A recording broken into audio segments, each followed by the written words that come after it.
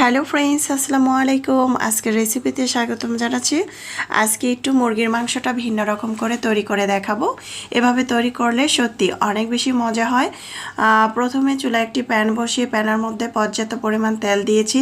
তেলটার মধ্যে এখন আমি ব্রয়লার মুরগিটা ভেজে নেব। একটু মোটা করে ব্রয়লার মুরগিটা কেটে নিয়েছি, দেখতে পাচ্ছেন। এটাকে এখন আমি খুব ভালো করে লাল করে ভেজে নেব। আর আগে থেকে হালকা একটু লবণ আর আদা বাটা রসুন বাটা মেখে রেখেছিলাম।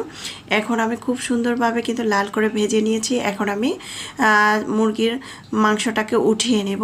ব্রয়লার মুরগিটা এভাবে একবার রান্না করে খেয়ে দেখবেন, সত্যি সিয়ারি তো কিন্তু সবাই অনেক বেশি পছন্দ করবে। আর যেহেতু আলু বাচ্চারা খেতেই চায়, আলু ছাড়া চলেই না। যাই হোক, আলুটাকেও সেমভাবে একটু তেলের মধ্যে ভেজে নিচ্ছি লাল করে। আলুটা একটু লাল করে ভাজার চেষ্টা করবেন সব সময়। এখন ওই তেলটার মধ্যে দিয়ে দিলাম পেঁয়াজ কুচি, দিয়ে দিলাম তেজপাতা, দারচিনি, এলাচ 4 পিস করে দিয়ে দিলাম, লাল করে ভেজে নিলাম। তারপরে আমি এখানে দিয়ে দিচ্ছি হচ্ছে আদা বাটা রসুন বাটা 1 চামচ করে। লাল করে যখন ভাজা হবে, সুন্দর একটি ফ্লেভার আসবে, তখন দিয়ে দিচ্ছি মশলা। আগে থেকে হলুদ গুঁড়া, মরিচের গুঁড়া, ধনিয়ার গুঁড়া, জিরার গুঁড়া 1 চামচ করে ভিজিয়ে রেখেছিলাম। ভিজিয়ে রাখলে অনেক সময় মাংসের ফ্লেভারটা অনেক সুন্দর আসে, বাটা মশলার মতো ফ্লেভার আসে। পরিমাণ মতো লবণ দিয়ে পানি দিয়ে মশলাটা ভালো করে কষিয়ে দিয়ে দিচ্ছি আলু আর চিকেনটা খুব ভালো করে লাল করে কষিয়ে নিলাম। এখন যখন কষানো হবে 1 থেকে 2-3 মিনিটের মতো, তারপরে দিয়ে দিচ্ছি ফুটন্ত গরম পানি।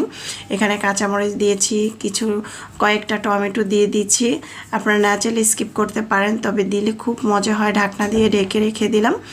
এখন চুলার আঁচটা বাড়িয়ে দিয়ে ডাটনাটাকে উঠিয়ে হালকা একটু ঝোল রাখতে হবে। এই পর্যায়ে ভাজা জিরার গুঁড়া অ্যাড করব আর গরম মশলার গুঁড়া অ্যাড করব সুন্দর একটি ফ্লেভারের জন্য। আর অবশ্যই ভাজা জিরার গুঁড়া দেওয়ার চেষ্টা করবেন।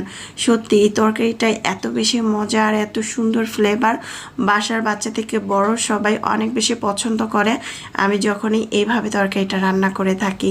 এখন একটি বাটিতে পরিবেশন করে নিয়েছি। মাশাআল্লাহ, দেখতে যেমন সুন্দর হয়েছে, খেতেও দারুণ মজা হয়েছিল। চাইলে একবার হলে বাসায় এভাবে তৈরি করে খেয়ে দেখবেন। আল্লাহ।